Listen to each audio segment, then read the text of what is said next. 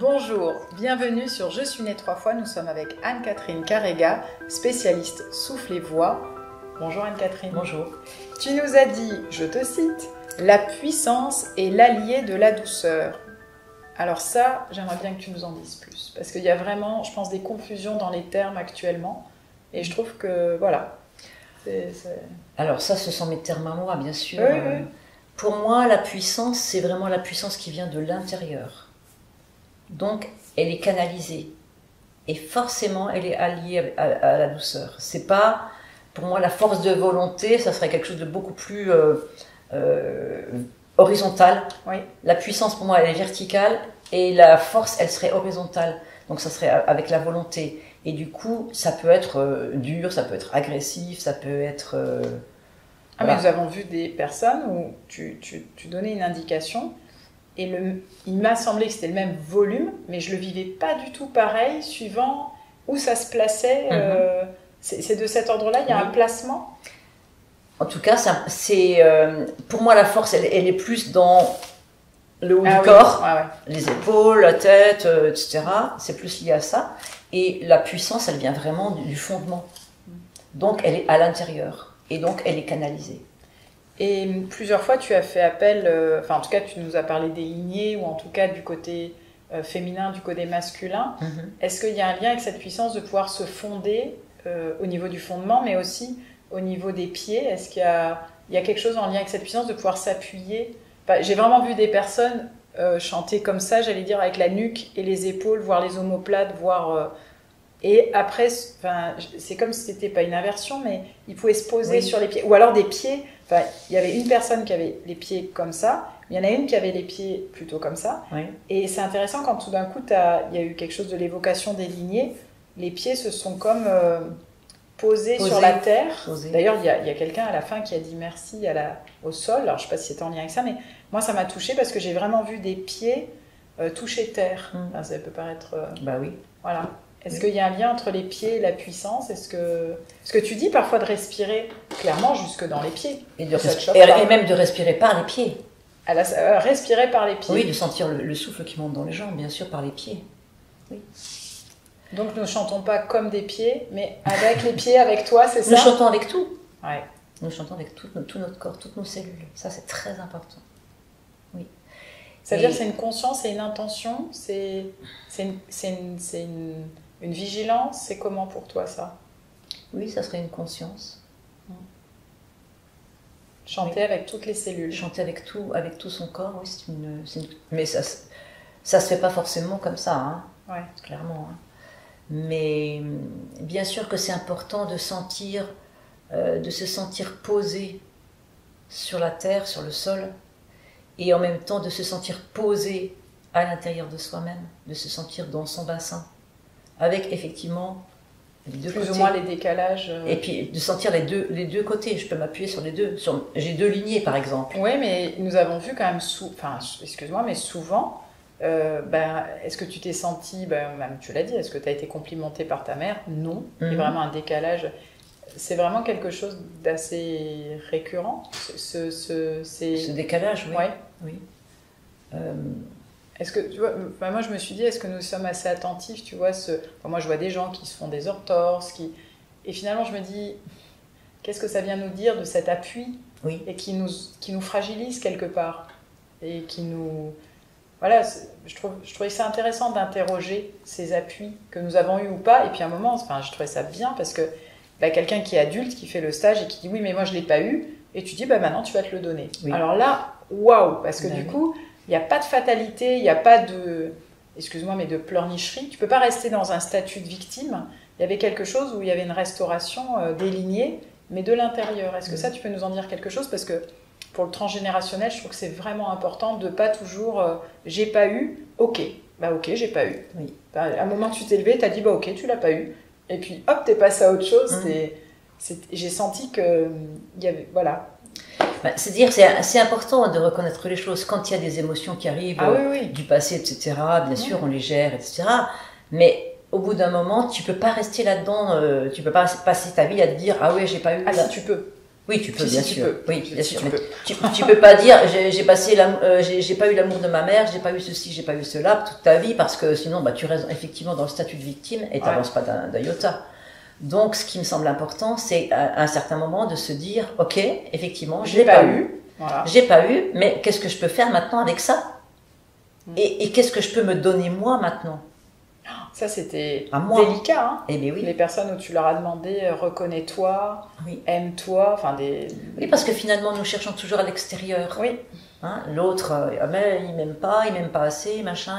Je lui demande de l'amour, je demande de ceci à l'autre. Mais qu'est-ce que je me donne à moi? Qu'est-ce que j'ai vraiment à le faire d'abord pour moi-même? Ça me semble important. Avant de demander tous azimuts. Et il y avait aussi, ça m'a touchée plusieurs fois. Hein, ou pas si simple d'accueillir sa lignée parce que les hommes de ma famille sont comme ci, les femmes de ma famille sont comme ça. Et tu as dit quelque chose qui me semble fondamental, enfin vraiment, je vous souhaite, ça vous permet de rencontrer Anne-Catherine aussi. Tu as dit, c'est pas à ces hommes-là, mais par exemple à l'énergie masculine. Oui. Et j'ai trouvé que ça, c'était très très fin et très important. Et je pense que c'est vraiment important parce que dans cette société, j'entends souvent des gens me dire « Oui, mais j'ai coupé avec telle personne parce que... » Enfin, excuse-moi, c'est des mots qui m'embêtent, mais elle était toxique. Oui, enfin, je trouve que c'est plus fin que ça. Ce que tu as amené là, il y avait vraiment une... Enfin, c'est pas tout rejeter. Enfin, il y avait vraiment quelque chose de... la lignée, quelle qu'elle soit, elle peut être comme une assise. Oui. Est-ce que ça, tu peux nous en dire quelque chose? Bien sûr, puisque nous venons de là. Donc forcément, nous ne sommes pas des électrons libres, nous ne venons pas de la génération spontanée. Ah oui, tu disais même si tu nies, il y a quelque part une part de toi que tu nies. Ça, tu en as parlé. Ben oui, c'est-à-dire si un homme nie sa lignée paternelle, par exemple, c'est son père, son grand-père, etc., forcément qu'il nie une partie du masculin en lui. Oui. Donc c'est important qu'il se reconnecte à ça, qu'il puisse sentir que effectivement son père et son grand-père, par exemple, et peut-être d'autres plus loin, étaient comme ci ou comme ça, qu'ils ont fait des choses pas forcément terribles, mais qu'en même temps, ce sont des hommes qui avaient une énergie d'homme, une énergie masculine, et que même s'ils ne l'ont pas exprimée dans cette vie, eh bien, ils la portent quand même. Et que ils peuvent se reconnecter à ça. Pas à tout le bazar qu'ils ne veulent pas, mais se reconnecter à l'énergie masculine. Et en tout cas, remercier ces gens de la transmission de la vie.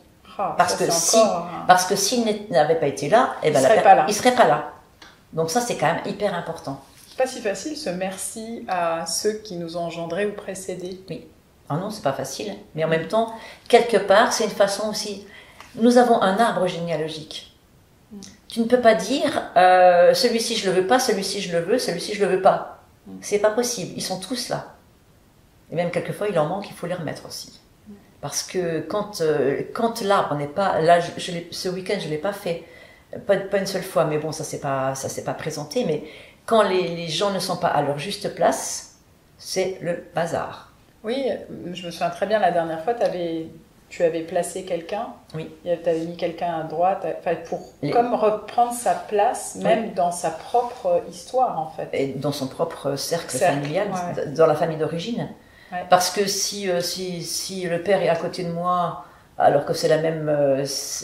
Tu vois, il n'est pas à sa juste place parce que le père, il n'est pas sur la même ligne que les enfants. Oui. Donc, quelquefois, dans les familles, c'est un bazar sans nom. Donc, le simple fait de remettre les gens à leur juste place, quelque part, simplement, c'est une réhabilitation. Oui. Mais je ne réhabilite pas leurs actes. Je réhabilite juste leur place et je peux m'appuyer sur leur énergie d'homme ou de femme. Et alors, ce qui était étonnant, c'est qu'en même temps, tu permettais la reconnexion à la lignée, mais en même temps, c'est ça qui était génial, en même temps, tu dis, tu peux les laisser partir. C'est-à-dire que c'est ça que j'ai trouvé bien, c'est pas je chasse et je me débrouille tout seul, mais c'est j'accueille, mais en même temps, je prends ma place. Et je trouvais qu'il y avait quelque chose au niveau de l'espace entre les vivants, les morts, les générations, ça devenait clair. Oui, ça c'est important. Que les personnes qui nous ont précédés ne soient pas un fardeau. Qu'on ne les ait pas collés sur le dos. Il y en a qui disaient carrément j'ai porté, ou je porte ou j'ai porté. Et la même chose pour nos descendants, c'est-à-dire, c'est garder un espace, garder un... c'est délicat cette histoire. Un entre-deux. Parce que sinon ça colle, c'est de la glu. Il y a une lettre où tu avais parlé de cet espace. C'est le hé. Ouais, c'était intéressant parce que il y avait vraiment cette possibilité du socle et de la porte, mais il fallait cet espace. C'est-à-dire le hé, en fait, c'est une lettre qui est en deux morceaux, hein, un dalet et un vav, et il y a un petit espace vide. Ça veut dire qu'effectivement, c'est la porte de l'alliance. Et que pour qu'il y ait alliance, il faut qu'il y ait deux parties distinctes et qui soient séparées, vraiment distinctes, donc séparées par un espace. Oui, mais ce que je trouve intéressant, c'est que tu donnes de l'espace, mais tout en...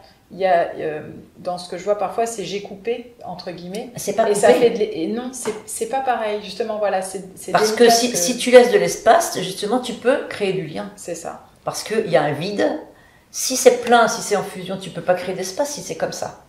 Donc si tu crées de l'espace, tu peux créer des liens. Et dans les couples, c'est la même chose. S'il n'y a pas d'espace, c'est la fusion. Et alors après, ça devient un peu compliqué. Waouh. Merci Anne-Catherine. À très bientôt sur Je suis née 3 fois avec, nous l'espérons, Anne-Catherine Carrega. Merci. Merci.